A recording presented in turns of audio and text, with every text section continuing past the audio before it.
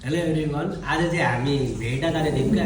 Last पानी पऱ्यो बाटोमै, धरान फर्क्यौँ। धरानमा बसी चाहिँ के गर्नु होइन, अर्काको होटलमा त्यत्तिकै बस्न मिलेन। अनि खाजा खाना भनेर हामी आएको छौँ। यो के अरे यसको नाम? Potato fry. आलु साँधेको यस्तो के भन्दो रहेछ, अर्कै खालको रहेछ क्या। आलु चप होइन, अर्कै खालको चाहिँ ट्राई गर्नुपर्छ छ। ससमा चोपेर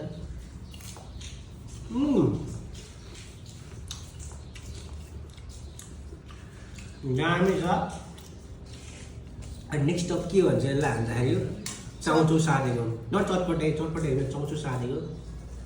यसको पर हाम्रो एप्रोक्स 80 रुपियाँ भएको छ यो प्लेटको। ट्राई गरौँ।